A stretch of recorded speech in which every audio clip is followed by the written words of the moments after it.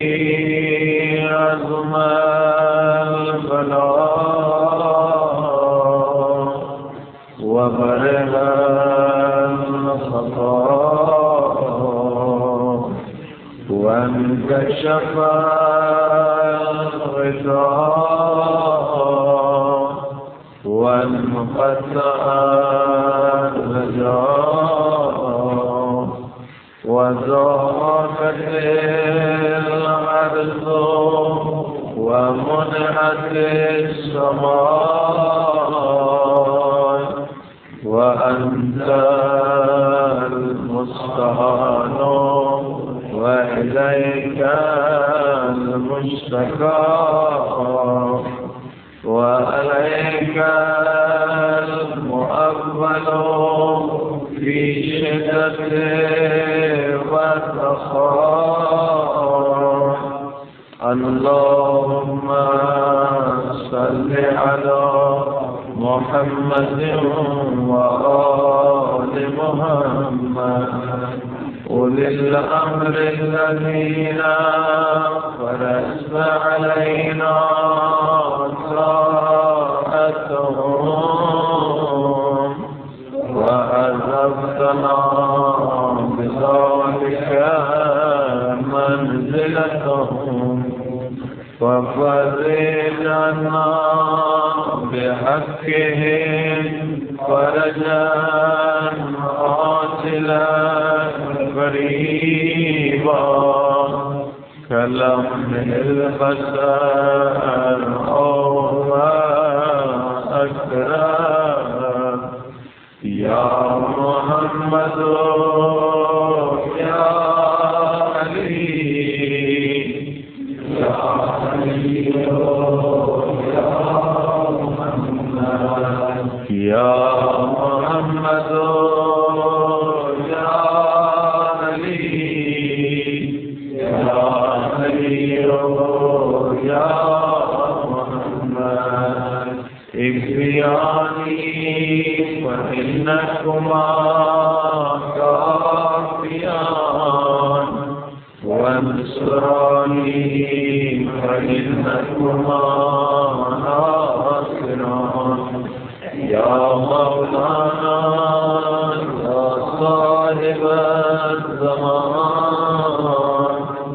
الوقت الوقت الوقت أدركني أدركني أدركني الصاع الصاع الصاع الأجل الأجل الأجل يا أرحم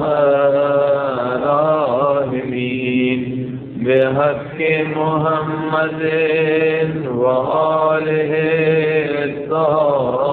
الطاهرين صلوات.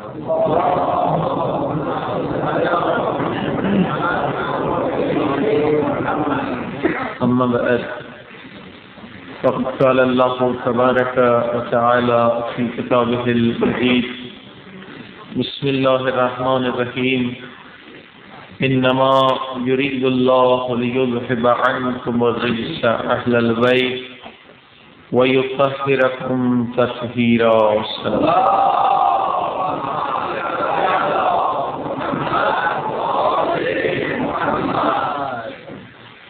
معزز سامعین، سورہ مبارک احزاب 33ویں سورہ ہے اور اس کی 33ویں آیہ کریمہ میں اللہ سبحانہ و تعالی کا ارشاد ہو رہا ہے انما، تحقیق، اس میں کوئی شک نہیں ہے.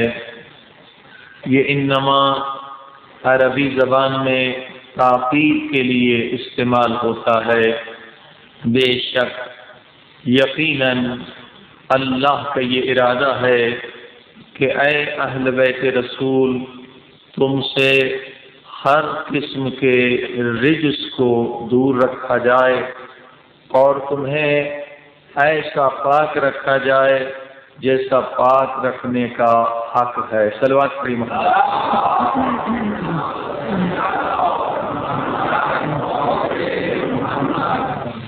اب یہاں پر پروردگار نے اہل بیت کی طہارت کو اپنے ارادے کے ساتھ بیان فرمایا کہ ان کو پاک رکھنا یہ میرا ارادہ ہے، جبکہ قرآن مجید میں پروردگار نے اپنے گھر کعبۃ اللہ کے لیے حضرت ابراہیم کو حکم دیا، طہر بیتی، اے ابراہیم میرے گھر کو پاک رکھ۔ پھر دوسرے مقام پر حضرت ابراہیم اور اسماعیل دونوں سے کہا کہ تم دونوں میرے گھر کو، بیت اللہ کو، کعبۃ اللہ کو پاک رکھو۔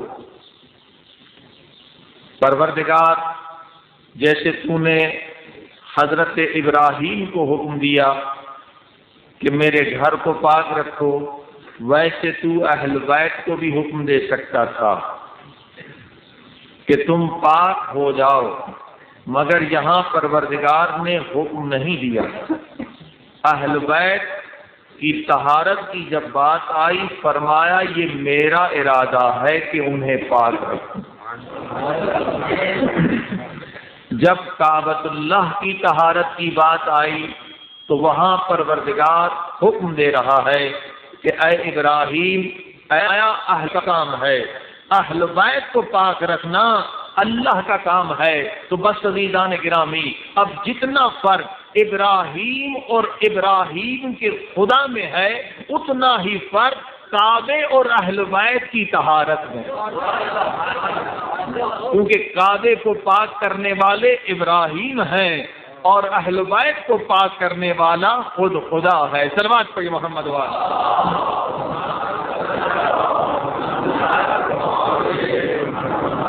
لہذا یہ عظمت ہے جو پروردگار نے اہل بیت کو عطا فرمائی، عظیم الشان آیت ہے۔ اہل بیت کی مدح میں اہل بیت کی عظمت کو سمجھانے کے لیے اور لفظ بھی صاف صاف آسان بیان کیے گئے ہیں کہ یہ اہل بیت ہیں، اور اہل بیت کی عظمت یہ ہے کہ اللہ نے اپنے ارادے کے ساتھ ان کی طہارت کا ذکر کیا ہے۔ عزیزان گرامی، واقعاً اہل بیت کے ایک ایک فرد کو آپ دیکھیں، حتیٰ کہ ان کے دشمنوں سے پوچھا گیا، سرکار رسالت مآب حضرت محمد مصطفیٰ صلی اللہ علیہ وآلہ وسلم کی جب شادی ہونے لگی تو حضرت خدیجہ نے یہ تجربہ کیا کہ جتنے عرب کے لوگ تھے، دوست تھے یا دشمن تھے، ان سب کو بلایا اور کہا بتاؤ میں جس شخص سے شادی کرنے والی ہوں اس کے اندر کوئی عیب بتاؤ۔ شادی سے پہلے حضرت خدیجہ نے ایک ایک عرب کے سردار کو بلایا، آدمی کو بلایا، دشمن کو بلایا، دوست کو بلایا، اور کچھ نہیں پوچھا یہ بتاؤ محمد مصطفیٰ میں کوئی عیب ہے، محمد مصطفیٰ میں کوئی نقص ہے۔ دشمن بھی کہنے لگا کہ ہم نے امانت اور صداقت کے سوا اس میں کوئی عیب نہیں دیکھا۔ صلوات پڑھی محمد والے۔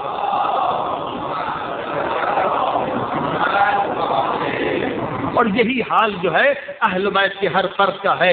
مولا علی کی شخصیت اسی طرح سے ہے، امام حسن مجتبیٰ اسی طرح سے ہیں، امام حسین ان کے درمیان جو قتل کرنے کے لیے آئے تھے، ان لاکھوں ہزاروں دشمنوں کے مجمع میں کھڑے ہو کے تنے تنہا کہہ رہے ہیں مجھے قتل کرو، مگر قتل کرنے سے پہلے بتاؤ مجھ میں عیب کیا ہے، بتاؤ مجھ میں نقص کیا ہے، بتاؤ میرا کوئی عمل ہے جو شریعت کے خلاف ہو، بتاؤ میری کوئی بات ہے جو قرآن کے خلاف ہو۔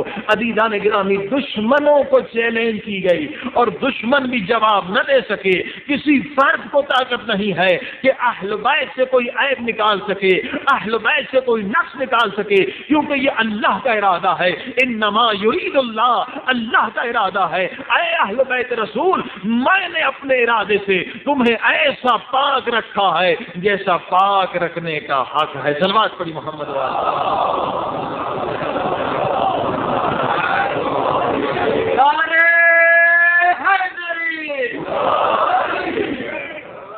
مگر کمال یہ ہے کہ اس قدر عظمت، اس قدر منزلت، اس قدر فضائل، مگر کبھی ان کی گفتگو میں غرور نہیں ہے، کبھی اپنی شخصیت پر ناز نہیں ہے۔ کل آپ نے سنا کہ تیسرے آسمان پر جب عمل پہنچتا ہے تو فرشتے اسے سونگتے ہیں، چیک کرتے ہیں اور کہتے ہیں اس میں تکبر کی بو ہے، تکبر سے یہ بدبودار ہے۔ اور تکبر کل آپ نے سنا کہ شیطان نے کیا کہا تھا، انا خیر منہ، میں اس سے بہتر ہوں۔ اسی جملے کی وجہ سے ہزارہ سالوں کی عبادتیں برباد ہو گئیں۔ مگر ادھر اہل بیت کو دیکھیے، اہل بیت کیا فرماتے ہیں، دنیا کے عظیم الشان رہبر ہیں، بلکہ کائنات ان کے صدقے میں بنی ہے، خدا ان کا عاشق ہے، فرشتے ان کے عاشق ہیں، جنت ان سے محبت سے، جنت تڑپ رہی ہے کہ وہ اپنے وجود کے ساتھ میرے اندر آ جائیں، پوری کائنات ان کی عاشق ہے۔ عزیزان گرامی، اس منزلت کے بعد بھی آپ کے امام زین العابدین علیہ الصلوۃ والسلام ارواحنا لہ الفدا کیا فرماتے ہیں، انا اقل الاقلین بل اقل من الذرہ، پروردگار میں سب سے جو کم تر ہیں ان سے بھی کم تر ہوں، بلکہ میں ذرے سے بھی کم تر ہوں۔ یہ ہے عظمت، اور اس عظمت کو سمجھیے کہ کیوں کہا انا اقل الاقلین بل اقل من الذرہ، میں کائنات میں سب سے کم تر ہوں، بلکہ جو ذرہ ہے اس سے بھی کم تر ہوں۔ اہل بیت کا مقام اس قدر بلند ہے، مگر ظرف ہے، اس قدر ظرف ہے کہ جس قدر منزلت بڑھتی چلی گئی اس قدر ان میں تواضع، انکساری پیدا ہوتی چلی گئی۔ اللہ اللہ، مولا علی رو کے آتے ہیں، کہتے اللہ کے رسول میرے لیے دعا کریں تاکہ خدا مجھے بخش دے۔ اللہ اکبر، خدا کہہ رہا ہے کہ اہل بیت سے ہر گناہ دور ہے، یہ معصومین ہیں، شیطان کو طاقت نہیں ہے کہ انہیں ذرہ برابر بھی گمراہ کر سکے۔ عزیزان گرامی، مگر یہ ہمیں درس دینے کے لیے مولا علی آ رہے ہیں، اپنا مقام بتانے کے لیے آ رہے ہیں، رو کے آ رہے ہیں، اللہ کے رسول میرے لیے دعا کرے خدا مجھے بخش دے۔ اب رسول خدا نے دعا کے لیے ہاتھ اٹھائے، دعا کے لیے ہاتھ اٹھا کر کہنے لگے اللہم ارحم علی علی بحق علی۔ مسلمانوں کا مجمع ہے، علی دعا مانگنے کے لیے آئے ہیں، پروردگار سے دعا مانگے کہ خدا مجھے بخش دے۔ یہ علی کی تواضع تھی، یہ علی کی انکساری تھی، لہذا کوئی اس جملے کو غلط نہ سمجھے کہ علی کیوں معافی مانگ رہے ہیں، علی تو معصوم ہے، لہذا اب رسول خدا سمجھا رہے ہیں یہ علی کی عظمت ہے، یہ علی کا تواضع ہے، یہ علی کی عبادت ہے، یہ علی کی انکساری ہے، لیکن اب علی کا مقام رسول خدا سمجھا رہے ہیں۔ ہزاروں کا مجمع ہے، فرمایا اللہم ارحم علی علی بحق علی، پروردگار علی پر رحم فرما۔ علی کے صدقے میں مولا علی پوچھتے ہیں اللہ کے رسول میرے مولا میرے سردار میرے لیے دعا مانگ رہے ہیں اور میرا واسطہ کیوں دے رہے ہیں؟ اب رسول خدا کا جواب سنیے، کہا یا علی جب تم نے کہا کہ میرے لیے دعا مانگو، میں نے کائنات پر نظر دوڑائی، میں نے 18,000 جہانوں پر نظر دوڑائی کہ کائنات میں میرے بعد سب سے زیادہ محبوب خدا کون ہے، اور جب 18,000 جہانوں میں نے نظر دوڑائی تو کائنات میں تجھ سے بڑھ کر کوئی خدا کا محبوب نہیں ہے۔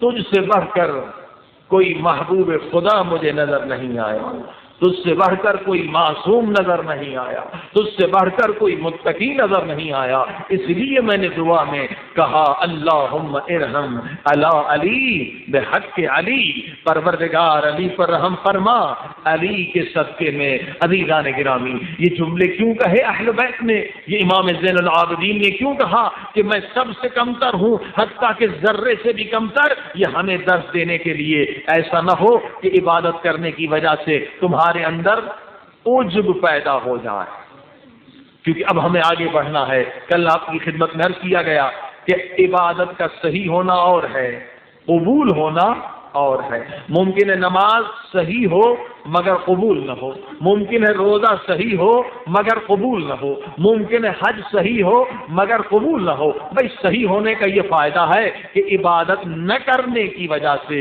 جتنے عذابات، جتنی تکلیفیں ہیں قبر و قیامت و برزخ میں، اس سے انسان بچ جاتا ہے. نماز نہ پڑھنے کا عذاب اس پر نہیں آئے گا، قبر میں نہیں آئے گا، برزخ میں نہیں آئے گا، قیامت میں نہیں آئے گا، پل صراط پر نہیں آئے گا، کیونکہ نماز پڑھتا تھا. لیکن اب نماز کی وجہ سے جو نعمتیں بنتی ہیں، وضو سے کل آپ نے سنا جو فرشتے بنتے ہیں، اس عبادت سے جو جنت میں آپ کو نعمتیں ملتی ہیں، اگر نماز قبول نہیں ہے تو ان نعمتوں سے انسان محروم ہو جائے گا. اب عمل کہاں پہنچا؟ تیسرے آسمان تک ہم کل پہنچے تھے، اب چوتھے آسمان پر جب ہمارا عمل پہنچتا ہے تو فرشتے کہتے ہیں لاؤ ہم اس عمل کو چیک کریں گے. اب اس عمل کو سونگا، دیکھا، کہا عمل صحیح ہے، نماز صحیح ہے، روزہ صحیح ہے، مگر اس میں عجب کی بیماری ہے. عجب، عین جیم بے، یہ تکبر سے الگ ہے. تکبر میں کیا ہے؟ انا خیر منہ، میں اس سے بہتر ہوں، یعنی خود کو بڑا سمجھنا، دوسرے کو چھوٹا سمجھنا، یہ ہے تکبر. عجب جو ہے وہ ایسی بیماری نہیں ہے کہ کسی کو کم سمجھے، خود کو بڑا. عجب میں کیا ہوتا ہے؟ انسان اپنی نیک عبادتوں پر ناز کرنے لگتا ہے، اپنے علم پر ناز کرنے لگتا ہے، اپنی عبادت پر ناز کرنے لگتا ہے، اپنی سخاوت پر، تقویٰ پر ناز کرنے لگتا ہے. لہذا آپ نے یہ جملے جتنے سنے اہل بیت کے، یہ اس لیے ہیں تاکہ اہل بیت ہمیں بتائیں کہ بھائی ہم سے بڑھ کر تو کائنات میں کسی کا مقام نہیں ہے، مگر ہم نے جب کسی چیز پر ناز نہیں کیا. اہل بیت سے بڑھ کر کسی کی عبادت نہیں، اہل بیت سے بڑھ کر کسی کا علم نہیں، اہل بیت سے بڑھ کر کسی کا تقویٰ نہیں، اہل بیت سے بڑھ کر کسی کا علم نہیں. تو جب اہل بیت نے کبھی ناز نہیں کیا تو ہمارے علم کی حیثیت کیا، ہماری عبادت کی حیثیت کیا، ہماری تقویٰ کی حیثیت کیا، ہماری نماز کی حیثیت کیا؟ جب وہ نمازی نماز پر ناز نہیں کر رہا کہ پاؤں میں تیر لگا ہوا ہے، مگر جب سجدے میں علی جاتے ہیں تیر نکل جاتا ہے، نمازی کو پتہ نہیں چلتا. ہماری نماز کی کیا حالت ہے؟ کبھی ادھر کے خیالات آتے ہیں، کبھی ادھر کے خیالات آتے ہیں، تو ہم نماز پر کیا ناز کریں جب وہ علی نماز پہ ناز نہیں کر رہا؟ جو ناز کرے تو اچھا لگتا ہے، مگر وہ ہمیں سمجھا رہا ہے نہیں ناز اگر انسان کرے تو یہ عجب کی بیماری میں مبتلا ہو گیا. صلوات پڑھی محمد والے.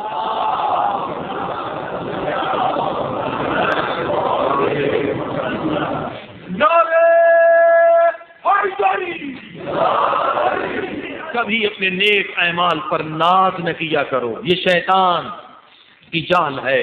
اور دعائے مکارم الاخلاق میں امام زین العابدین علیہ الصلوۃ والسلام عجیب جملہ فرماتے ہیں ولا تفسد عبادتی بالعجب. پروردگار سے یہ دعا مانگتے رہو کہ پروردگار میری عبادتیں کہیں عجب کی وجہ سے برباد نہ ہو جائے. یعنی یہ عجب ایک ایسی خطرناک شے ہے تکبر کی طرح کہ امام فرماتے سے عبادت برباد ہو جاتی ہے، فاسد ہو جاتی ہے. ولا تفسد عبادتی بالعجب والریا، ریا سے، ریاکاری سے، شوبازی سے جس طرح سے عبادتیں ضائع ہو جاتی ہیں، اسی طرح سے عجب سے بھی عبادتیں ضائع ہو جاتی ہیں. امام فرماتے خبردار کبھی عجب کے مرض میں مبتلا نہ ہونا. اللہ اللہ.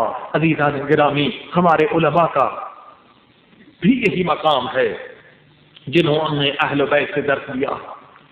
حضرت آیت اللہ العظمیٰ آغا بروجردی کا نام آپ لوگوں نے سنا ہوگا، ممکن ہے بہت سارے لوگوں نے تقلید بھی کی. ان کے استاد تھے ایک عالم، بہت صاحب کرامت، عارف باللہ عالم، حضرت آیت اللہ العظمیٰ آغا کاشی رحمت اللہ علیہ. بہت ان کی کرامات مشہور ہیں. حضرت آیت اللہ کاشی رحمت اللہ علیہ، ان کے مدرسے میں ایک نیا طالب علم داخلہ لینے کے لیے آ گیا. پہلی رات تھی حضرت آیت اللہ کاشی کے مدرسے میں. اب اس نے سنا تھا کہ طالب علم کے لیے نماز تہجد پڑھنا ضروری ہے. طالب علم اگر انسان بن جائے تو نماز تہجد کو قضا نہ کرے. لہذا نماز فجر سے پہلے آدھا گھنٹہ 1 گھنٹہ اٹھا, وضو کیا نماز تہجد کے لیے. اب جیسے نماز تہجد کے لیے آیا تو عجیب اس نے آوازیں سنی. کیا دیکھا کہ چھت سے, مدرسے کے چھت سے آواز آ رہی ہے, یا سبوح یا قدوس. مدرسے کی دیوار سے آواز آ رہی ہے, یا سبوح یا قدوس. مدرسے کے دروازے سے آواز آ رہی ہے, یا سبوح یا قدوس. کھڑکیوں سے آواز آ رہی ہے, یا سبوح یا قدوس. ظاہر ہے کہ ایسی آوازیں اس نے کبھی سنی نہیں تھی, کبھی سوچا نہیں تھا کہ دیوار سے بھی آواز آ سکتی ہے یا سبوح یا قدوس, در سے بھی آواز آ سکتی ہے یا سبوح یا قدوس. یہ چاروں طرف سن رہا تھا, دیکھ رہا تھا. اچانک ایسا اس پر حملہ ہوا کہ غش کھا گیا, بے ہوش ہو گیا, برداشت نہ کر سکا. اب آذان فجر کے وقت اس کی آنکھ کھلی. دوسرے طالب علموں سے کہنے لگا, میں نے ایک عجیب ماجرا, عجیب چیز دیکھی. کہا کیا دیکھا؟ کہا جب میں نماز تہجد کے لیے اٹھا تو میں نے دیکھا کہ اس چھت سے آواز آ رہی تھی, یا سبوح یا قدوس. دیوار سے آواز آ رہی تھی, یا سبوح یا قدوس. ہر چیز سے آواز آ رہی تھی, یا سبوح یا قدوس. آخر یہ کیا معاملہ تھا؟ طالب علم کہنے لگے, یہ کوئی نئی بات نہیں ہے. ہمارے استاد, یہ مرجع عالی شان, یہ عارف باللہ حضرت آیت اللہ کاشی جب سجدے میں جا کر رو کر کہتے ہیں یا سبوح یا قدوس, تو مدرسے کے در و دیوار سے بھی وہی آواز آتی ہے.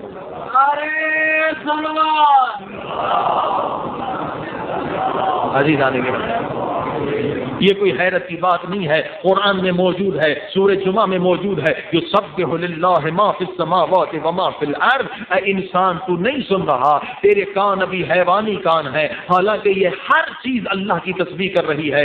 زمین بھی اللہ کی تسبیح کر رہی ہے, یہ درخت بھی اللہ کی تسبیح میں مشغول ہے, پتھر بھی اللہ کی تسبیح کر رہا ہے. اب آپ نے دیکھا اس قدر عظیم و شان صاحب کرامت عالم دین عارف باللہ کہ جب سجدے میں جا کر رو کے کہتے ہیں یا سبوح یا قدوس, تو یہ دیوار بھی کہتی ہے یا سبوح یا قدوس. یہ اصحاب علی فرماتے ہیں کہ جب مولا علی کے ساتھ ہم جاتے تھے اور علی جب تسبیح پڑھتے تھے تو ہم سنتے تھے کہ علی بھی تسبیح پڑھ رہے ہیں اور پتھر بھی تسبیح پڑھ رہے ہیں, درخت بھی تسبیح پڑھ رہے ہیں, زمین بھی تسبیح پڑھ رہے ہیں. یعنی وہی کرامت اس علی کے ماننے والے کو کس قدر عظیم, کس قدر عظیم مقام ہے. مگر دیکھیے ذرہ برابر عجب نہیں ہے, ذرہ برابر اس عالم میں عجب نہیں ہے, ناز نہیں ہے کہ جب میں کہتا ہوں یا سبوح یا قدوس تو در و دیوار سے آواز آنے لگتی ہے. نہیں, ناز نہیں ہے. یہ عالم دین بیٹھے ہوئے ہیں. ایک تہران کا بہت بڑا بیپاری تاجر آتا ہے, کئی دیر سے بہت دیر سے اس عالم دین کو دیکھ رہا, ان کے چہرے کو دیکھ رہا. حضرت آیت اللہ کاشی فرماتے ہیں, بھائی جاؤ اپنا کام کرو, کیوں یہاں وقت برباد کر رہے؟ کہا وقت نہیں برباد کر رہا, حدیث ہے, حضور کی حدیث ہے کہ عالم با عمل کے چہرے کو دیکھنا عبادت ہے. میں عبادت کر رہا ہوں. اب سنیے جواب, اس انسان کا جواب جو سجدے میں جب جاتا ہے یا سبوح یا قدوس کہتا ہے تو در و دیوار بھی اس کے ساتھ یا سبوح یا قدوس کہنے لگتے ہیں. بھئی اسے تو ناز ہونا چاہیے نا. نہیں, ناز نہیں ہے. اب جواب سنیے, حضرت آیت اللہ کاشی کہتے ہیں کہ اے بیچارے, اے مومن, تجھے نہیں پتا میرا باطن کیا ہے. اگر تو میری باطنی شکل دیکھ لے, اگر خدا تجھے میری باطنی شکل دکھا دے تو میری باطنی شکل اس قدر غلیظ ہوگی کہ میری باطنی شکل کی تصویر تو اپنے گھر کے ٹوائلٹ میں لگانا بھی پسند نہیں کرے. تو کیا کہہ رہا ہے؟ میں عالم بعمل کہا. اب آپ نے دیکھا یہ اہل بیت کی تعلیم کا نتیجہ کہ کس قدر مقام بلند ہے, مگر ناز نہیں, فخر نہیں ہے. کیونکہ اللہ نے قرآن میں فرمایا میں فخر کرنے والے سے محبت نہیں کرتا, جو فخر و غرور میں مبتلا ہو جائے وہ اللہ کا محبوب نہیں ہو سکتا۔ جس قدر مقام بڑھ رہا ہے اس قدر انتصاری بڑھ رہی ہے، اس قدر خود کو کمتر سمجھ رہا ہے۔ اللہ اللہ، یہ آیت اللہ کاشی تھے، ہر نماز 2 مرتبہ پڑھتے تھے، 1 مرتبہ اگر جماعت کے ساتھ پڑھتے تھے جس طرح سے عام نماز ہو گئی، پھر وہی نماز فجر یا وہی نماز ظہر اکیلے تنہائی میں پڑھتے تھے۔ تو جب تنہا نماز پڑھتے تھے ان کے شاگرد کہتے اس قدر گریہ ہوتا تھا، اس قدر روتے تھے کہ وہی نماز جو مجمع میں 5 منٹ میں پڑھ لیتے تھے، تنہائی میں وہی نماز آدھا گھنٹہ لگتا تھا۔ اس قدر گریے کے ساتھ سجدے دیتے تھے۔ عزیزان گرامی، یہ ہے اہل بیت کے ماننے والے۔ عجب کو ختم کرنے کے لیے ایک روایت سنانا ضروری سمجھتا ہوں۔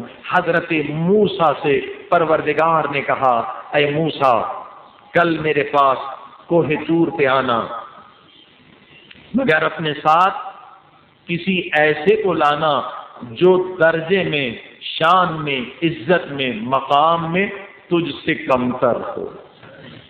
اللہ کے نبی ہیں اور ایسے نبی ہے کلیم اللہ، دار خدا بات کرتا۔ ہر ایک کو یہ شان نہیں ملا، یہ منزلت نہیں ملی، کلیم اللہ ہے۔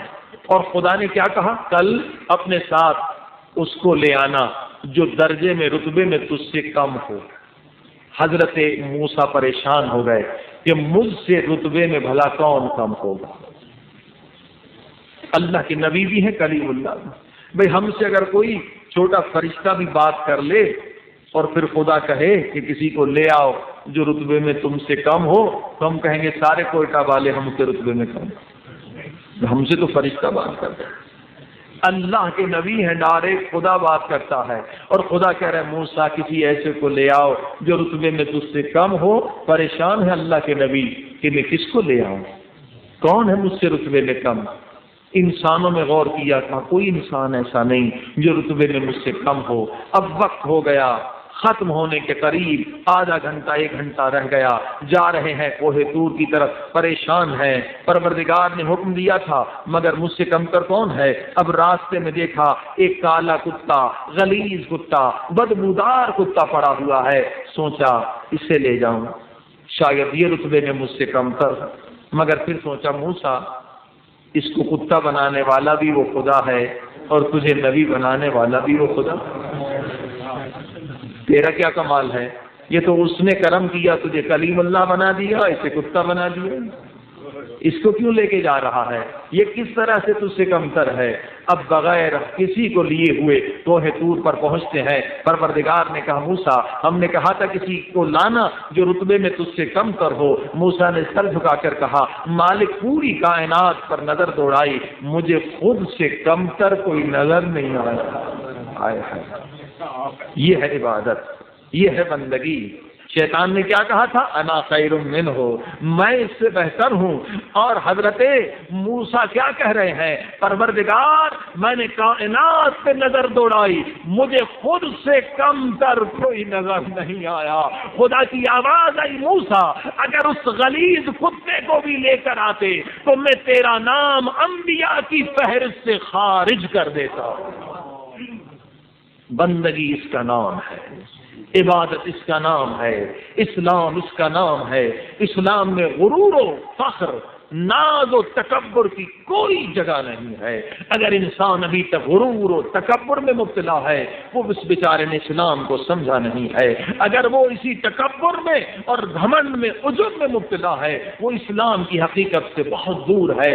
اسلام یہی ہے جو انبیاء نے سکھایا، اسلام یہی ہے جو اہل بیت نے سکھایا۔ کیوں نہیں لے گئے؟ کیوں کہا میں سب سے کمتر ہوں؟ اب امام اس کی تشریح فرماتے ہیں، دعائے مکارم الاخلاق میں فرماتے ہیں الہی ولا ترفعنی درجتاً، پروردگار میرا درجہ بلند نہ کرنا مگر ایک شرط کے ساتھ، الہی ولا ترفعنی درجتاً الا حطتنی عند نفسی مثلہا، پروردگار میرا مقام جس قدر اپنی بارگاہ میں بلند کرتا چلا جانا، پروردگار اتنا ہی میرا درجہ میرے سامنے، میرے نفس کے سامنے گراتے چلے جانا۔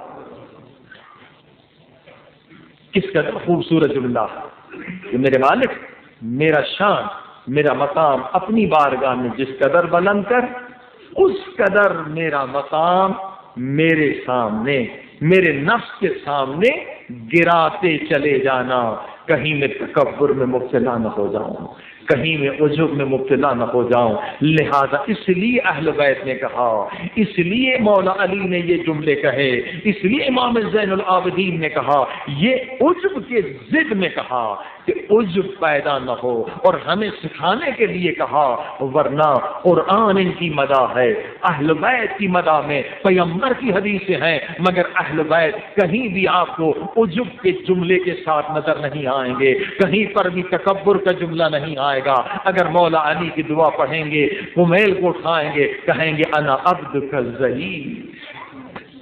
ایسے جملے اہل بیت اس لیے کہے تاکہ عجب کی بیماری سے ہمیں نجات دلائیں۔ بس عزیزان گرامی، اب انسان عجب کے مرض میں مبتلا کیوں ہوتا، تکبر ناز کرنے کیوں لگتا؟ جہالت کی وجہ سے۔ کیا جہالت؟ مثلاً ایک انسان نے عبادت کی زیادہ، ایک انسان نے نماز زیادہ پڑھی، ایک انسان نے خیرات زیادہ دی، اب وہ سمجھنے لگا کہ میں بہت بڑا سخی بن گیا، وہ سمجھنے لگا میں بہت بڑا عابد بن گیا، وہ سمجھنے لگا میں بہت بڑا عالم بن گیا۔ عزیزان گرامی، ایسی بات نہیں ہے۔ یہ جو کچھ ہم کر رہے ہیں یہ اس مالک کی توفیق ہے، اصل میں توفیق اس کی ہے۔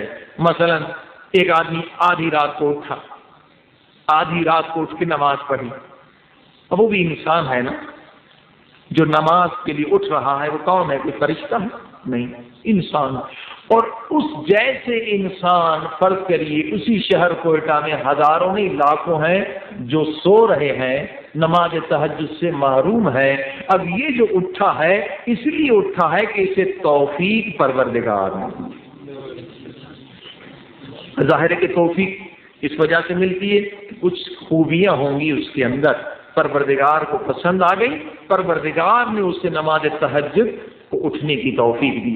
اچھی بات، اب نماز تہجد کر گئے، جا کے وضو کیا، اب وضو کیا تو پانی استعمال کیا پروردگار کا، اب ہاتھ استعمال ہوئے پروردگار کے، اب وضو کرنے کے بعد جب آیا مصلی عبادت پر کھڑا ہو گیا، اب پاؤں سے کھڑا ہوا ہے، پاؤں کس نے دیے؟ پروردگار نے دیے ہیں۔ اب زبان سے ذکر کر رہا ہے، زبان کس نے دی؟ پروردگار نے دی۔ اب ہاتھ ہلا رہا ہے، اللہ اکبر کہہ رہا ہے، بھئی ہاتھ کس کی ملکیت؟ اللہ نے دیے ہے نا، اللہ کی ملکیت کو استعمال کر رہا ہے۔ اے انسان، تو نجس نطفہ تھا، تیرے اندر کچھ بھی نہ تھا، نہ ہاتھ تھے، نہ پاؤں تھے، نہ عقل تھا، نہ شعور تھا، نہ حسن تھا، نہ جوانی تھی، نہ علم تھا، نہ طاقت تھی، کچھ بھی تو نہ تھا، ایک نجس قطرہ تھا، اس میں سے پروردگار نے تجھے طاقت دی، توانائی دی۔ اب جو تو استعمال کر رہا ہے یہ اعضاء پروردگار کے ہیں، سجدے میں چلا گیا، یہ جو پیشانی دی پروردگار نے دی، یہ خدا کی ملکیت ہے۔ اب تو نے اس پیشانی کو سر پر رکھا، زبان خدا نے دی، زبان سے کہا سبحان اللہ، سبحان ربی الاعلی و بحمدہ، اب یہ خدا کی ملکیت ہے جو استعمال ہو رہی ہے۔ پھر تو اٹھا، گھٹنے استعمال ہوئے، یہ گھٹنے پروردگار نے تجھے دیے ہیں۔ پھر تو ہاتھوں کے بل پر اٹھا، یہ ہاتھوں کی طاقت تجھے پروردگار نے دی ہے۔ اب نماز تیری تمام ہو گئی، اس نماز میں جتنے اعضاء تو نے دیے خدا کی عطا کردہ نعمتیں ہیں، خدا کی ملکیت ہیں۔ یعنی نماز ہم نے پڑھی مگر جو کچھ ہم نے استعمال کیا وہ ہمارا اپنا نہ تھا بلکہ خدا کے دیے ہوئے اعضاء تھے، خدا کی ملکیت تھی۔ یہ تو اس کا کرم ہے کہ سب کچھ اس کا استعمال ہوا، پھر بھی وہ ہمیں عظیم اجر دے رہا۔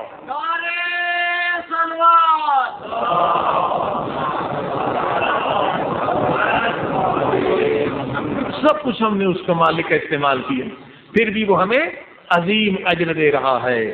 اللہ اللہ فرما رہا ہے کہ نماز تہجد میں جو لوگ گریا کرتے ہیں، خدا فرماتا ہے ان کے صدقے میں پورے شہر پر آنے والے عذاب کو روک دیتا ہوں۔ کس قدر عظمت! مگر اس نے کیا کیا؟ سب کچھ اللہ کا استعمال کیا، بلکہ یہ جو عبادت کی، اس عبادت میں سب کچھ اللہ کا استعمال ہوا، صرف اس کی نیت ہے کہ اس نے نیت کی، باقی سب کچھ اللہ کی ملکیت ہے۔ بلکہ نیت بھی جو انسان کرتا ہے، اچھے چیز کی نیت، خیال بھی خدا ڈالتا ہے۔ اسے اس نے قبول کیا. بس عزیزان گرامی، یہ انسان عجب میں، تکبر میں مبتلا کیوں ہوتا ہے؟ فرعون کیوں بنتا ہے؟ اس لیے وہ سمجھتا ہے میں مالک ہوں، یہ عبادت میں نے کی ہے، میں مالک ہوں، یہ دولت میں نے جمع کی ہے، میں مالک ہوں، یہ حکومت میں نے حاصل کی ہے، میں مالک ہوں، یہ شہرت طاقت میری ہے، میں مالک ہوں. جہاں انسان خود کو مالک سمجھ بیٹھے وہیں پر انسان فرعون بنتا ہے. اے انسان تو مالک نہیں ہے. سورہ حمد میں یہی تو پڑھتے ہیں کہ مالک خدا ہے، ہم اس کے عبد ہیں، ہم اس کے بندے ہیں، ہم مالک نہیں ہیں. یہ جو کچھ خدا نے دیا ہے موت کے وقت یہ سب کچھ ہم سے چھین لیا جائے گا. انسان کسی شے کا مالک نہیں ہے. اگر انسان مالک ہے، حقیقی ملکیت انسان کے پاس ہے تو صرف اور صرف اس کے اعمال. انسان کسی شے کا مالک نہیں. آج سمجھ رہا ہے یہ زمین کا مالک ہوں، کل قبر میں چلا جائے گا زمین کا مالک کوئی اور ہو جائے گا. آج کہہ رہا ہے کہ یہ گھر میں اس کا مالک ہوں، کل قبر میں چلا جائے گا گھر کا کوئی مالک اور بنے گا. آج کہہ رہے یہ پیسہ بینک میں ہے اس کا میں مالک ہوں، یہ مر جائے گا اس پیسے کا مالک کوئی اور ہو جائے گا. انسان صرف اور صرف ایک چیز کا مالک ہے، وہ کیا؟ اس کے اعمال ہے. ورنہ انسان مالک کسی شے کا نہیں ہے. ہر شے کا مالک خدا ہے.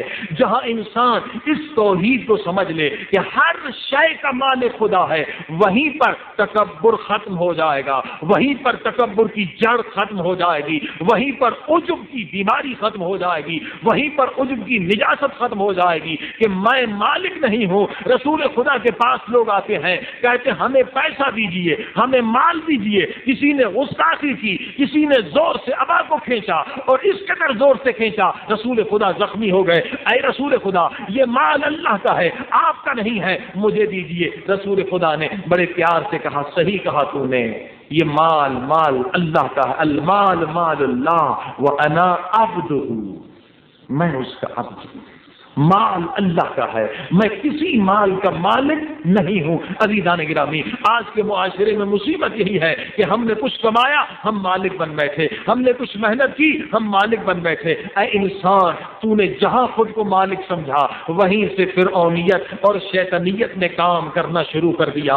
وہیں سے تو غریبوں کا حق غصب کرنا شروع کر دے گا، وہیں پر تو یتیموں کا مال غصب کرنا شروع کر دے گا. کیونکہ جہاں تو نے خود کو مالک سمجھا وہیں پر تو سمجھے گا اس چیز کا میں مالک ہوں. اتنا پیسہ میں غریبوں کو دے دوں، اتنا پیسہ یتیموں کو دے دوں، اتنا پیسہ خمس میں دے دوں، اتنا پیسہ حج کے لیے خرچ کر دوں. انسان جہاں پر بخیل بنتا ہے، کنجوس بنتا ہے اور مال خدا کو راہ خدا میں خرچ نہیں کرتا، اس لیے نہیں کرتا کیونکہ وہ خود کو مالک سمجھتا ہے. صلوات پڑھیں محمد.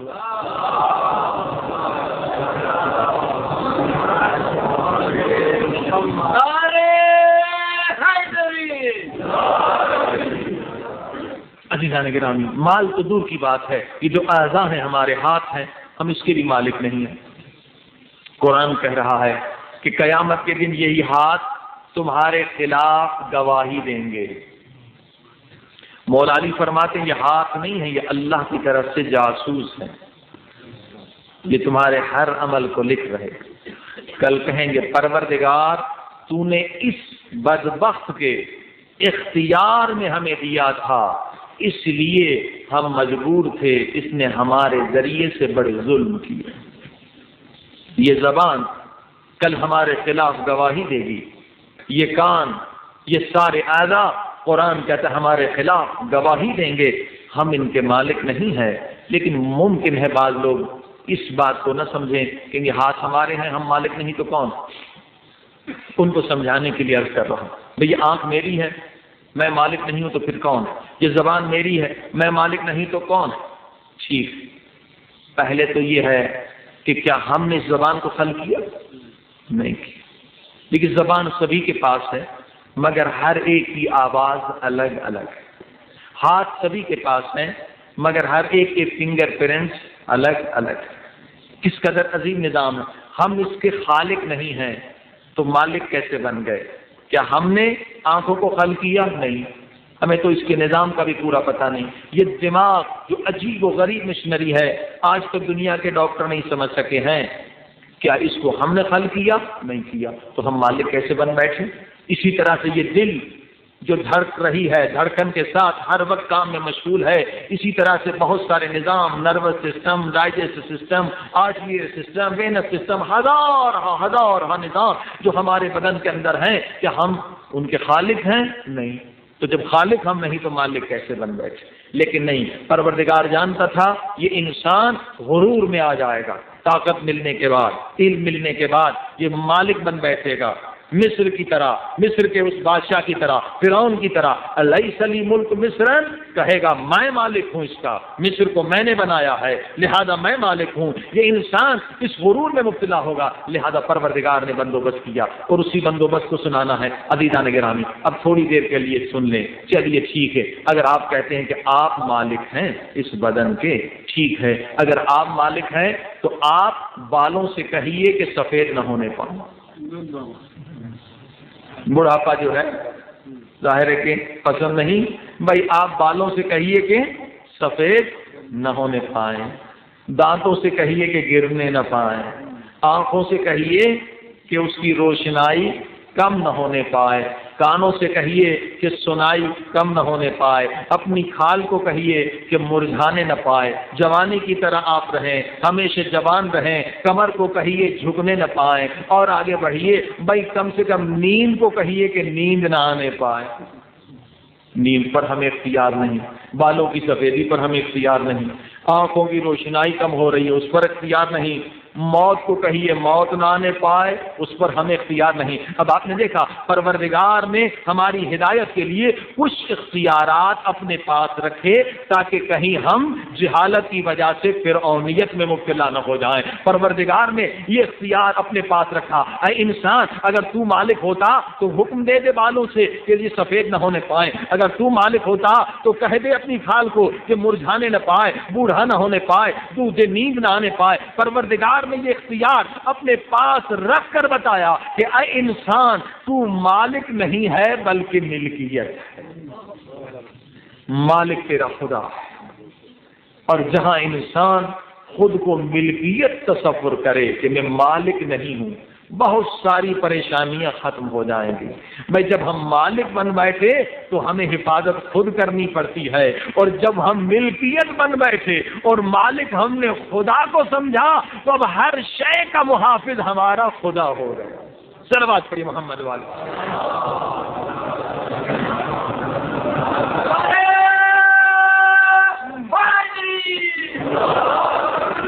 لہذا دنیا میں حقیقی سکون انہی کو مل رہا ہے جو خود کو ملکیت سمجھتے ہیں اور خدا کو مالک سمجھتے ہیں، لہذا انہیں کوئی پریشانی نہیں۔ جب ہم ملکیت ہیں، مالک خدا ہے، ہر شے جو مال ہے وہ خدا کا، اولاد ہے خدا کا، ہمارا بدن ہے خدا کا، جو نعمتیں ہیں اس کے ہم مالک نہیں ہیں، مالک خدا۔ اب جب یہ تصور آ جائے، جب اس پر کبھی ہو جائے ہمارا ایمان، اب دنیا میں کوئی دکھ آپ کے لیے دکھ نہیں رہے گا، کوئی مصیبت آپ کے لیے مصیبت نہیں رہے گی، کیونکہ توحید درست ہو گئی۔ جہاں ہم نے خود کو مالک سمجھا وہیں مصیبتیں ہیں، وہیں دکھ ہیں، وہیں درد ہیں، وہیں مصائب ہیں، لیکن آپ اب خود کو ملکیت سمجھ رہے ہیں، مالک خدا ہے۔ بھائی بیٹا مر گیا، بیٹا مر گیا، ٹھیک ہے، مگر بیٹا کیا ہم نے خلق کیا تھا؟ کیا ہماری ملکیت تھی؟ بیٹا خدا کی امانت تھی۔ انا للہ و انا الیہ راجعون، خدا کی ملکیت تھی، خدا نے چاہا اٹھا لیا، لہذا ہم صابر رہیں گے، ہم شاکر رہیں گے۔ اسی طرح سے بیماری ہو گئی، فالج پڑ گیا، پروردگار جو تیری رضا ہے ہم اس پر راضی ہیں۔ آنکھیں ختم ہو گئیں، پروردگار تیری رضا پر راضی ہیں، آنکھیں میری نہیں تھی تیری ملکیت تھی، دولت سب ختم ہو گئی، پروردگار وہ تیری ملکیت تھی، لہذا میں اس پر راضی ہوں۔ یعنی جتنی مصیبتیں آتی چلی جائیں، اگر یہ ابدیت انسان کو معرفت ابدیت مل جائے کہ عبد کیا ہوتا ہے، بندہ کیا ہوتا ہے، بندگی کیا ہوتی ہے۔ بھائی بندے کے پاس اپنا کچھ بھی نہیں ہوتا، جو کچھ ہوتا ہے وہ مولا کا ہوتا ہے۔ جو کچھ ہوتا ہے وہ مولا کا ہوتا ہے، لہذا اگر مولا لے لے تو راضی، اگر مولا دے دے تو راضی۔ ہر دونوں حالوں میں بندہ راضی رہتا ہے، لیکن جو ابھی بندگی نہیں سیکھا وہ ناراض ہوتا ہے، وہ چیختا ہے، وہ چلاتا ہے، وہ ناشکری کرتا ہے، وہ بے صبری کرتا ہے۔ ماں مر گئی، باپ مر گیا، بھائی مر گئے، میں بندہ ہوں، میرا کچھ نہیں ہے۔ مولا نے لے لیا تو شکر ہے، مولا نے دے دیا تو شکر ہے، دولت دے دی تو شکر ہے، دولت لے لی تو شکر ہے۔ ابدیت کو سیکھیے۔ دنیا آج مصیبتوں میں گرفتار ہے، مصائب میں گرفتار ہے، ٹینشن میں، پریشانی میں گرفتار ہے۔ یہ انسان اس لیے پریشان ہے کہ خود کو مالک سمجھ بیٹھا۔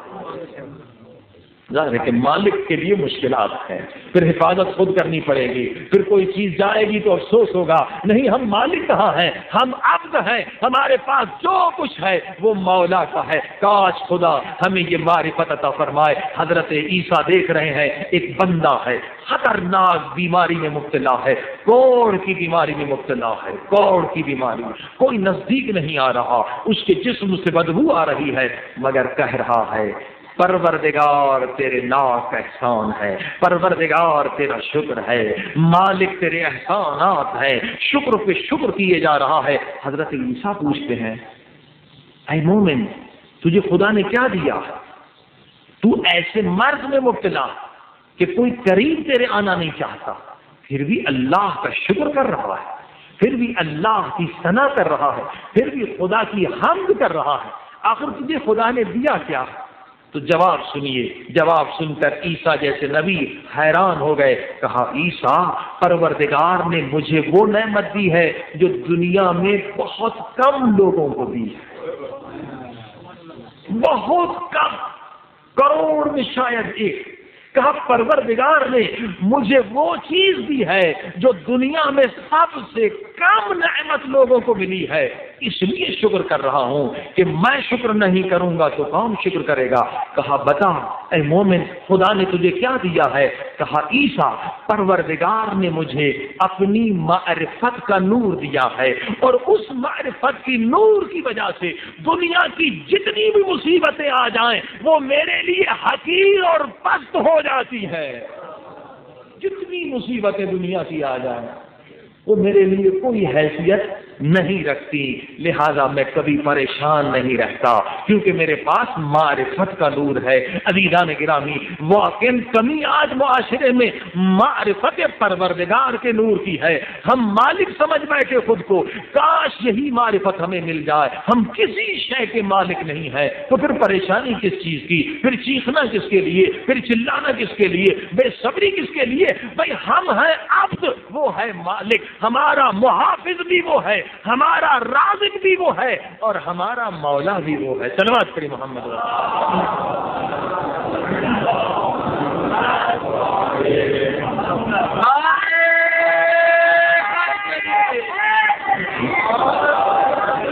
لہذا دعا کریے کہ سب سے بڑی نعمت خدا ہمیں عطا کرے، معرفت پروردگار۔ پھر دنیا کی ہزار مصیبتیں آ جائیں کچھ بھی نہیں، اگر معرفت نہیں تو چھوٹی مصیبت بھی ہمیں تباہ کر سکتی، برباد کر سکتی ہے، دنیا آخرت ہماری برباد ہو سکتی ہے۔ اے انسان، یہ دنیا مسافر خانہ ہے، یہ گزر جائے گا، اصل آخرت کی فکر کر، والآخرۃ خیر وابقیٰ، آخرت ہے جو خیر ہے اور ہمیشہ کی زندگی ہے، جہاں انسان نے خود کو مالک سمجھا۔ ایک نقصان دوسرا یہ، اپنی آخرت کو برباد کرتا چلا جاتا، خمس نہیں دے گا، یتیم کا حق نہیں دے گا، بیوہ کا حق نہیں دے گا۔ یقیناً قیامت کے دن یہ یتیم بیوہ اس کے دامن کو پکڑیں گے، پروردگار تو نے اسے ہمارا امین بنایا تھا، تو نے ہمارا پیسہ اسے دیا تھا تاکہ یہ امین بن کر ہمیں حق دے، مگر اس نے وہ پیسہ عیاشیوں میں اڑا دیا، بڑی بڑی گاڑیوں کے خریدنے میں اڑا دیا، بڑی بڑی رنگین ٹیلی ویژن خریدنے میں اڑا دیا۔ یہ دولت مند بیچارے یہ سمجھتے ہیں جتنا مال آ گیا یہ ہمارا ہے۔ نہیں نہیں عزیزان گرامی، حدیث کو اٹھائیے، قرآن کو اٹھائیے کہ جناب ایسا نہیں ہے۔ زکوٰۃ خمس دینے کے بعد بھی حق کے سائل و محروم ہر دولت مند پر واجب ہے. حق سائل و محروم کیا ہے؟ یعنی اگر آپ کے محلے میں کوئی سائل ہے، بھوکا ہے، پیاسا ہے، آپریشن کے پیسے نہیں ہیں، بیچارے کے پاس پڑھائی کے پیسے نہیں ہیں، تو آپ کو خدا نے امین بنایا ہے چند زندگی کے دن کے لیے. یہ چند مختصر زندگی میں پروردگار نے آپ کو امین بنایا ہے. غریبوں کا پیسہ آپ کو دیا ہے. خدا آپ کا امتحان لینا چاہتا ہے کہ امین بنتے ہو یا خائن بنتے ہو. ظاہر جہاں انسان نے خود کو مالک سمجھ بیٹھا، وہ کہاں یہ باتیں سنتا ہے، کہاں یہ سوچتا ہے کہ میرا پیسہ ہے، چلو آج 10 لاکھ کی گاڑی لے لوں گا، کل 10 ایئر کنڈیشن لے لوں گا، پھر اتنا بڑا بنگلہ لے لوں گا. وہ سمجھتا سب پیسہ میرا. عزیزان گرامی نہیں، اس میں یتیم کا حق ہے، بیوہ کا حق ہے. اور یاد رکھیے عبادت میں 2 حصے ہیں، ایک خدا کی عبادت، ایک خدا کے بندوں کے حقوق کو ادا کرنے کی عبادت. خدا کی عبادت میں اگر کمزوری بھی ہو گئی خدا بخش دیتا ہے، مگر خدا کے بندوں کے حقوق میں اگر کمزوری ہوئی خدا نہیں بخشتا. عادل ہے، نہیں بخشا جائے گا اگر کسی یتیم کا حق ہم نے کھا لیا، نہیں بخشا جائے گا اگر بیوہ کا حق ہم نے کھا لیا، نہیں بخشا جائے گا مجھے اگر میرا ہمسایہ پوری رات بھوک سے تڑپ تڑپ کے سوتا رہا، نہیں بخشا جائے گا. لہذا متوجہ ہو جائیے غریب و مدد، غریب و مسکینوں کی مدد کے لیے. اور الحمدللہ یہاں پر پاک فاؤنڈیشن میں بہت سارے بزرگوں نے کام شروع بھی کیا ہے. ایک پروجیکٹ الحمدللہ پورا بھی ہو چکا ہے کمپیوٹر ایجوکیشن کا، مگر ابھی ایک خالی ہے بیواؤں کی مدد. اطلاع یہ ہے کہ ہزاروں کی تعداد میں یہاں بیوہ یتیم ہے جن کی کوئی خبر لینے والا نہیں ہے. عزیزان گرامی، ہم صرف نماز تک خود کو محدود رکھے ہوئے ہیں. نہیں، اسلام کے 2 حصے ہیں، ایک اللہ کی عبادت ہے اور دوسری طرف غریبوں کی مدد ہے. مولا علی وصیت میں کہتے ہیں اللہ اللہ یتیم کی خبر سے، یتیموں سے بے خبر نہ رہنا، اللہ اللہ بیواؤں کی غربت سے بے خبر نہ رہنا. ہم اس علی کے ماننے والے ہیں کہ وہ علی جو آدمی رات کو بوریاں اٹھا کر یتیموں کے گھروں پہنچانے والا. یہ اہم شعبہ آج اسلام کیوں ہمارے ملک میں نافذ نہیں ہے؟ کیونکہ ہم صرف ایک شعبے کو تکمیل کیے ہوئے ہیں، مسجدوں کو تکمیل کیے ہوئے ہیں، مگر بیواؤں کے لیے کوئی سلسلہ نہیں، بچوں کے لیے، یتیموں کے لیے کوئی سلسلہ نہیں، بے روزگاروں کے لیے کوئی سلسلہ نہیں. ہم صرف آخرت کو آباد کرنے کے لیے سمجھتے نماز پڑھ لی آخرت آباد ہو گئی، ہم نے روزہ رکھ لیا آخرت آباد ہو گئی، حج پہ چلے گئے آخرت. صحیح بات ہے، مگر یہ ایک حصہ ہے. قرآن کیا کہہ رہا ہے؟ ربنا آتنا فی الدنیا حسنہ وفی الآخرۃ حسنہ. یعنی دنیا کو ہم نے فراموش کر دیا. نتیجہ کیا ہو گیا؟ گمراہی پھیل گئی. اور نتیجہ کیا ہوگا؟ وہ لوگ آئیں گے جو کمیونسٹ ہوں گے، بے دین ہوں گے، وہ آ کے ایسے کام کریں گے جو غریبوں کے لیے فلاحی کام ہوں گے، اور لوگ گمراہ ہو کر ان کے پیچھے چلے جائیں گے. یہی حشر ہوا اس ملک کا نا.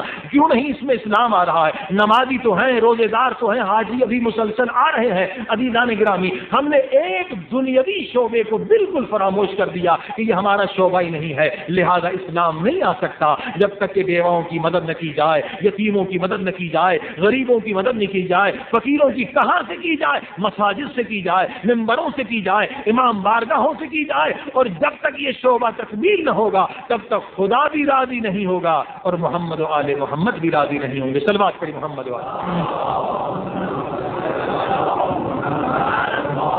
ورنہ اس ملک میں مسجدوں کی کمی نہیں ہے، امام بارگاہوں کی کمی نہیں ہے، کمی اس شعبے کی ہے کہ ہم سمجھ رہے کہ یہ ہمارا کام نہیں ہے. جتنا نماز اہم ہے اتنا ہی اور بعض اوقات میں اس سے بڑھ کر یتیم کا حق ادا کرنا ہے. اب انسان کیوں نہیں ادا کرتا؟ سمجھتا میں مالک. اگر مالک نہ سمجھے خود کو، میں نوکر ہوں کسی کا، میرے مالک نے، میرے صاحب نے، میرے باس نے، میرے افسر نے کہا کہ بھائی میں سیکریٹری ہوں ان کا، اس نے کہا بھائی اتنے پیسے ہیں میری بینک میں، پیسے اس کے ہیں، کہا 1 لاکھ اس میں سے 20,000 اٹھا کے دے دو. مجھے کیا تکلیف ہوگی؟ کوئی تکلیف ہوگی نہیں، میں نوکر ہوں، میں نے اٹھا کے دے دیا. پھر انہوں نے فون کیا کہ 5 لاکھ اس بینک میں ہے، اس میں سے 1 لاکھ یتیموں، غریبوں، مسجدوں میں دے دو. مجھے کیا تکلیف ہوگی، میں اٹھا کے دے دوں گا. اب آپ نے دیکھا تکلیف کب ہوتی ہے؟ جب انسان خود کو مالک سمجھ بیٹھے. جہاں مالک سمجھ بیٹھے وہاں دینا مشکل ہے. اور مالک قرآن نے کہا، کس نے کہا خود کو؟ فرعون نے کہا، یزید نے کہا، ان لوگوں نے کہا کہ ہم مالک ہیں. اسلام میں مالک کا تصور ہی نہیں ہے، مالک خدا ہے. ایاک نعبد و ایاک نستعین. رسول خدا نے نہیں کہا کہ میں مالک ہوں، کہا المال مال اللہ، مال جتنا بھی ہے اللہ کا مال ہے. انا عبد ہوں، میں اس کا عبد ہوں. مالک میرے پیسے کا بھی خدا ہے، کیونکہ میں نے پیسہ کیسے کمایا؟ ہاتھوں کے ذریعے سے. ہاتھ خدا کی ملکیت ہے. میں نے پیسے کیسے کمایا؟ ذہن کے ذریعے سے. ذہن خدا نے عطا کیا، ذہن خدا کی ملکیت ہے. میں نے علم حاصل کیا، خدا نے علم دیا. جس طرح سے بھی پیسہ کمائے، بالآخر جتنے اعضاء ہیں وہ خدا کے دیے ہوئے ہیں. حالات خدا نے بنائے. اولاد کو اگر ورثے میں ملکیت ملی وہ بھی خدا نے عطا کیے. لہذا اسلام میں یہی تصور ہے، کہیں کبھی بھی کبھی خود کو مالک نہ سمجھو، آپ سمجھو. پھر دینا تمہارے لیے آسان ہے. پھر خمس کیا؟ خمس سے بڑھ کر بھی دے سکتے. عزیزان گرامی، آئیے دعا کریں کہ خدا ہمیں یہ معرفت نصیب کرے کہ پروردگار ہم خود کو مالک نہ سمجھیں. اگر اولاد ہے تو یہ بھی تیری ملکیت، اگر پیسہ ہے تو یہ بھی تیری ملکیت. کربلا والوں نے یہی درس دیا. کربلا والوں کی کامیابی کا راز یہی تھا کہ 72 کے 72 کہ عقیدے میں، ایمان میں یہ چیز موجود تھی کہ ہم کسی شے کے مالک نہیں، مالک خدا ہے. لہذا بڑھ بڑھ کے قربانیاں دے رہے تھے. کاش کہ ہمیں بھی یہ معرفت کا نور مل جائے. یہ دنیا میں سکون، آخرت میں سکون، برزخ میں سکون، دنیا ہی میں ہماری ایک جنت ہمیں مل جائے گی اس عقید ایمان کی وجہ سے کہ ہم عبد ہیں. افوض امری الی اللہ، پروردگار میں تیرا عبد ہوں، میں نے سارے اپنے معاملات تیرے حوالے کر دیے. تو میرا مالک ہے، تو میرا نگہبان ہے، تو میرا محافظ ہے. پروردگار ان مجلسوں کے صدقے میں ہمیں اپنے نور معرفت کے خزانے میں سے کچھ خزانہ نصیب فرما. اللہم صلی علی محمد و آل محمد. اللہم صلی علی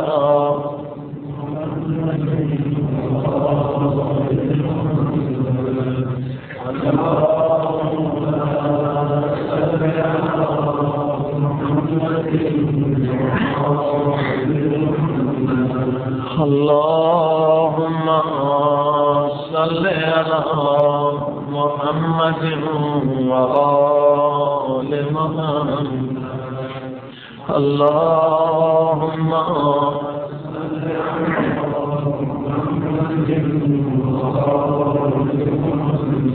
یا اللہ یا اللہ یا اللہ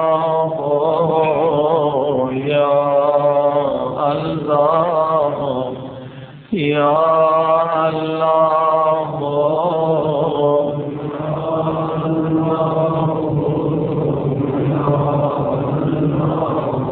یا اللہ یا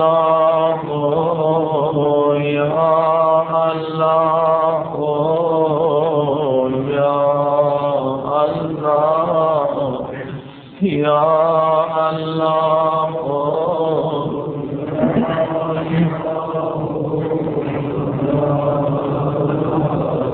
یا اللہ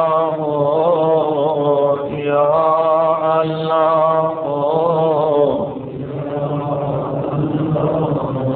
مدینے کی گلیاں برباد ہو رہی تھیں. حضرت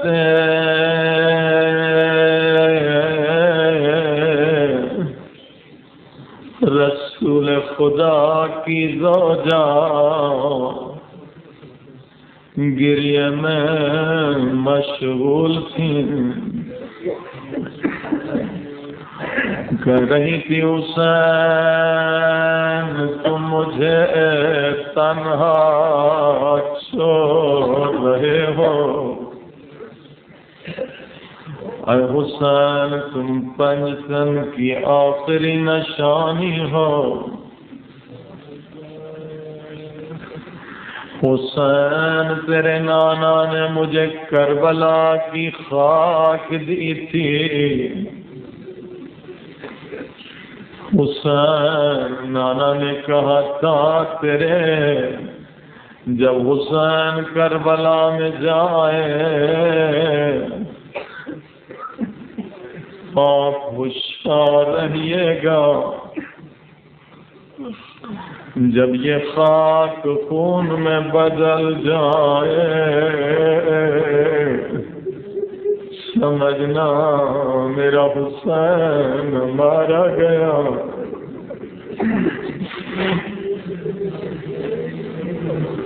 حسین اگر طاقت ہوتی میں تیرے ساتھ چلتی، حسین تو امام ہے، مجھے کربلا کا کوئی منظر دکھا۔ حسین نے فرمایا اماں میری دو انگلیوں کے درمیان دیکھیں، نبی کی زوجہ نے دیکھا، کیا دیکھا؟ ایک 18 سال کا جوان جس کے سینے پہ برچھی لگی ہوئی ہے،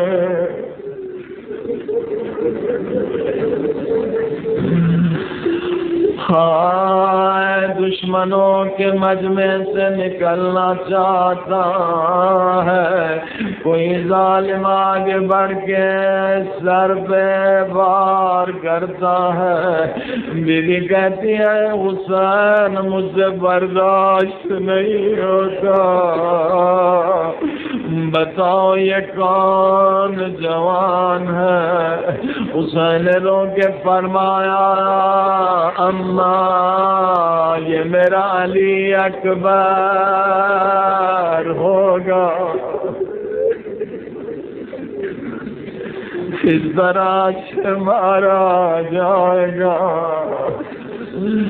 اماں دیکھنا چاہو گی جی میرے لال کچھ اور آنسو بہا لو، کیا دیکھا ہے کہ جوان ہے، اس کے کاندھے پہ پانی کا مشک ہے، ظالموں نے چاروں طرف حملے کیے، ایک بازو کٹ کے گر گیا، جوان نے مشک کو دوسرے بازو سے اٹھایا، ظالموں نے دوسرا بازو زخمی کیا، جوان نے مشک کو دانتوں سے سنبھالا، ہائے اب تیرا کے مشک میں لگا، بیوی نے کہا حسین مجھ سے برداشت نہیں ہو رہا، بتاؤ یہ کون ہے؟ حسین نے کہا اماں یہ میرے عباس ہوں گے۔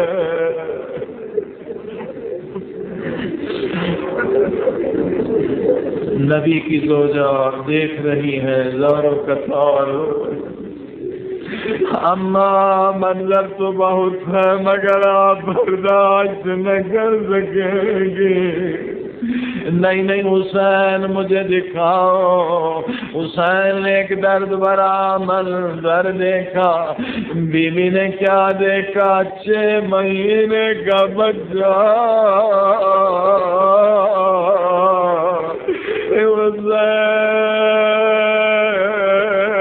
یہ کون بچہ ہے جو پیاس سے تڑپ رہا ہے؟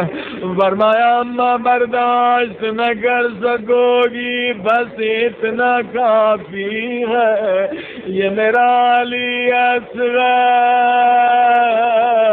ہوگا۔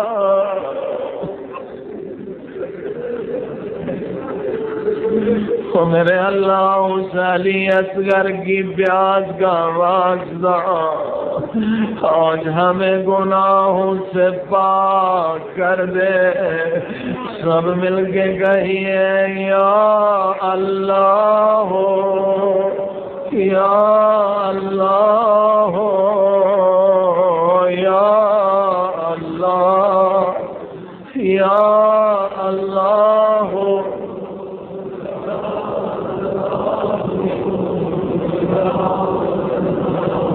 یا مجیب دعوت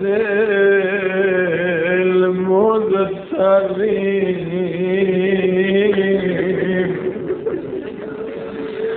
اے مضطر و پریشان کی دعا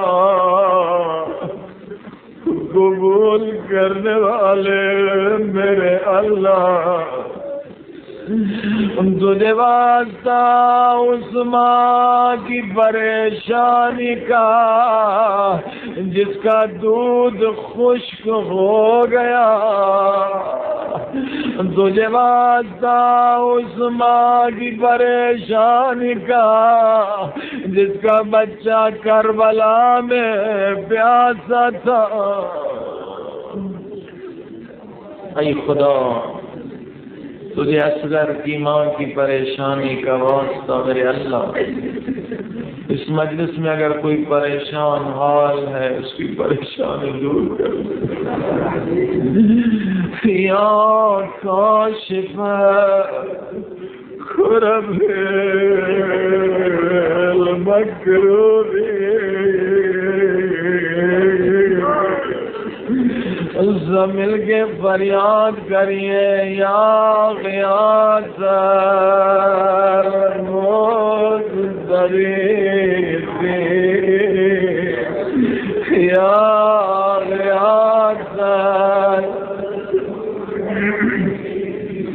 بلند آواز، یا غیاث،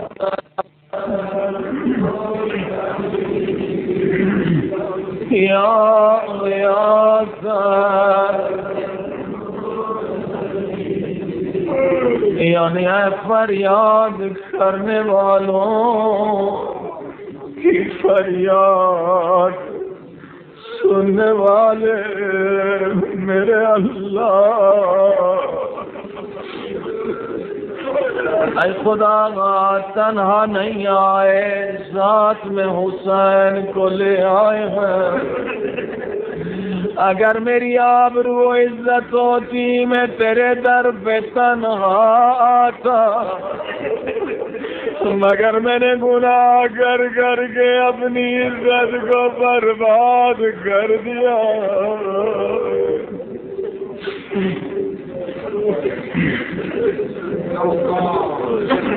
میرے اللہ، حسین کو وسیلہ بنا کے لے آئے ہیں.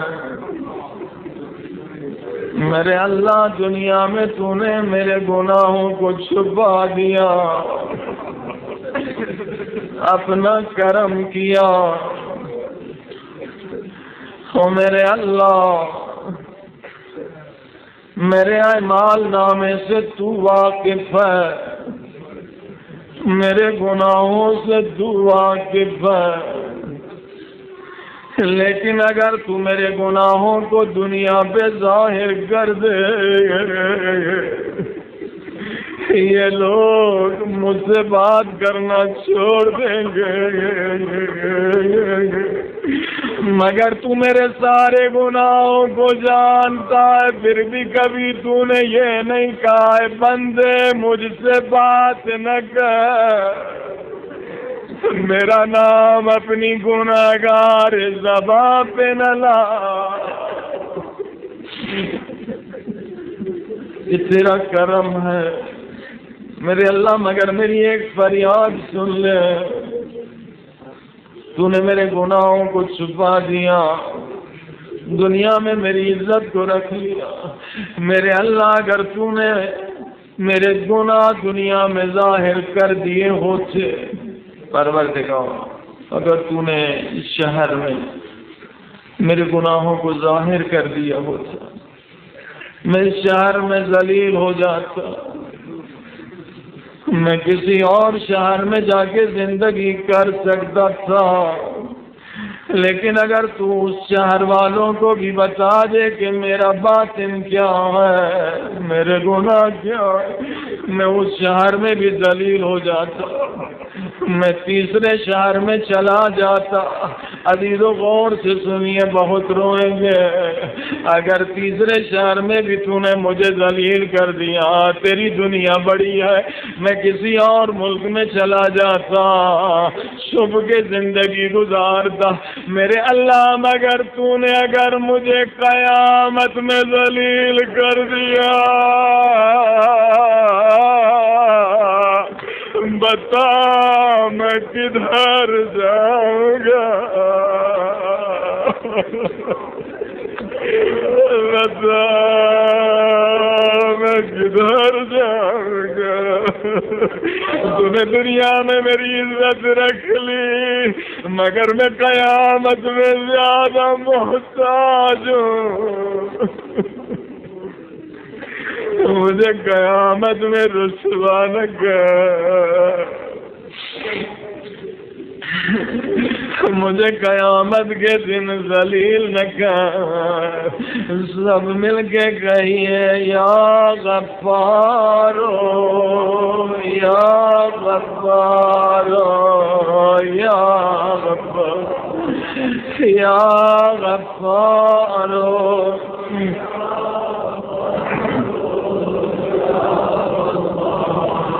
یا غفارو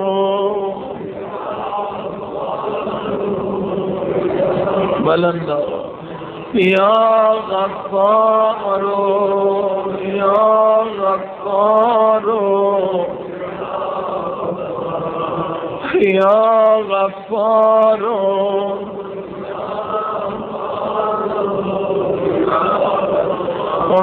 یا غفارو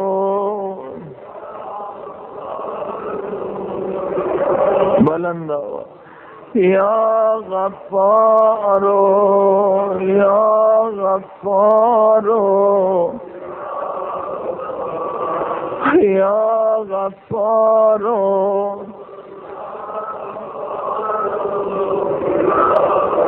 او میرے اللہ اس سارے مجمع کے گناہ بخش دے،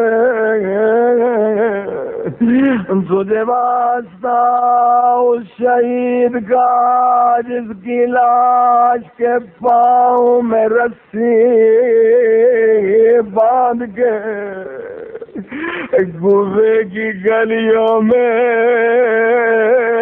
پھرایا گیا، میرے اللہ تجھے مسلم کی لاش کا واسطہ جسے کوئی کفن دینے والا نہ تھا، جسے کوئی دفن کرنے والا نہ تھا، جس کا کوئی جنازہ اٹھانے والا نہ تھا،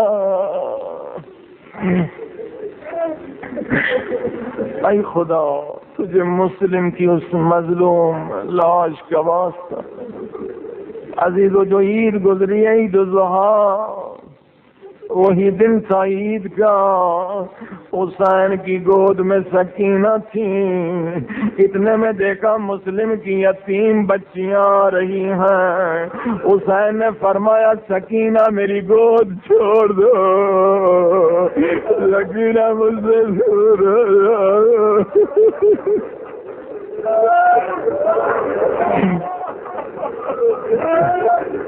حسین نے آگے بڑھ کے مسلم کی یتیم بچیوں کو اٹھایا، گود میں لیا، کبھی سر کے بوسے لینے لگے، کبھی ہاتھ چومنے لگے، بچیاں کہنے لگی ماموں جان آپ ہم سے ایسے پیار کر رہے ہیں جیسے کوئی یتیموں سے پیار کرتا ہے۔ ماموں ابو جان ہمارے بابا کی کیا خبر ہے؟ حسین چومتے رہے، کانوں میں زیور پہنائے، دیدی کا اماں کے پاس چلے جاؤ۔ یہ منظر سکینہ دیکھ رہی تھی۔ سکینہ نے کہا بابا کیا مجھ سے غلطی ہو گئی؟ بابا کیا مجھ سے ناراض؟ بابا کیا ناراض ہو؟ بابا کبھی آپ نے اس طرح سے مجھے گود سے نہیں اٹھایا، آج مجھے گود سے کیوں اٹھایا؟ حسین کی آواز آئی، فرمایا سکینہ اسلام کا حکم ہے جب یتیم پہ نظر پڑے تو اپنے بچوں سے پیار نہ کیا کرو۔ یتیم کا دل دکھتا ہے، کاش میرا بھی بابا ہوتا۔ یہ بچیاں یتیم ہو گئیں۔ سکینہ پوچھ رہی ہے بابا یتیم کسے کہتے ہیں؟ فرمایا بیٹی سکینہ جس کا باپ مر جائے وہ بچی یتیم ہو جاتی ہے، اس سے پیار کیا جاتا ہے، اس کے سر پہ ہاتھ پھیرا جاتا ہے، اسے کوئی تحفہ دیا جاتا۔ اولاد والوں یہی مطلب یتیمی کا سکینہ نے سمجھا تھا۔ جب کربلا میں آواز آئی قد قتل الحسین، حسین مارے گئے، سکینہ سمجھ گئی میں یتیم ہو گئی، کوئی آئے گا مجھے پیار کرے گا، کوئی آئے گا میرے سر پہ ہاتھ پھیرے گا۔ مگر کیا دیکھا، شمر آگے بڑھا، شمر نے بچی کو تماچے مارے۔ سکینہ نے کہا بابا تو نے تو کہا تھا یتیموں سے پیار کیا جاتا ہے۔ بابا اٹھو دیکھو میرے کان زخمی ہے، میرے رخسار زخمی ہے۔ پروردگار اس یتیمہ کا واسطہ ہم سب کے ہمارے مرحومین کے گناہ بخش دے، ہماری عبادت کو قبول فرما۔ پروردگار ہم سے جو گناہ سرزد ہو گئے انہیں بخش دے، جو زندگی باقی ہے وہ تیری اطاعت میں گزرے۔ ایک شرعی مسئلہ بتانا ضروری